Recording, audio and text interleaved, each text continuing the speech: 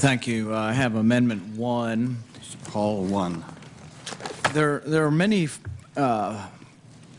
people who analyze the FDA and look at this from either a medical perspective or a scientific perspective are concerned about the length of time still and the cost to bring drugs to market. The estimated cost by some is as much as $800 million. From the time of synthesis of the molecule all the way to approval can take as much as 14 years, and that we can do better than this.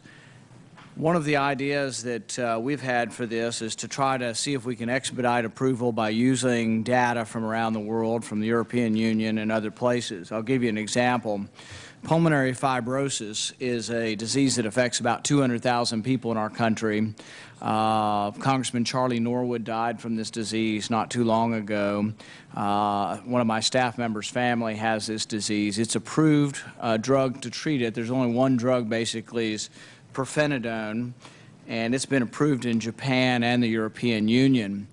And the thing is that once a drug is approved over there, it's being used by the general population. So we're talking about exponential numbers above what a clinical phase trial would be. So if a phase 3 trial is, let's say, 1,000 people have been in it, if it's been approved for general consumption in other countries, you have sometimes hundreds of thousands, if not even sometimes, if it's a popular drug, millions of people using it. Why don't we use that data?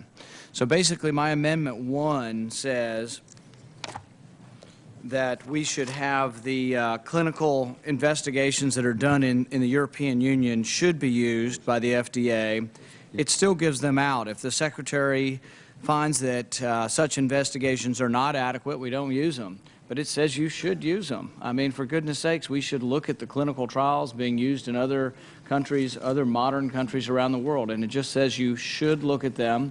If you don't want to use them, you can, but you need to give us an explanation as to why the European study is inadequate. This would speed up the use of drugs. There are other people wanting to do the same thing but do not say it in strong enough language. I think we need to tell the FDA what we want them to do. And if we want drugs to be, the approval of drugs to be sped up, let's tell them to look at European trials. They can still reject the European trials. Well, let's have them look at the European trials. If they're not going to use them, tell us why not. There's no reason why we live in a global world that we cannot use clinical studies from other countries.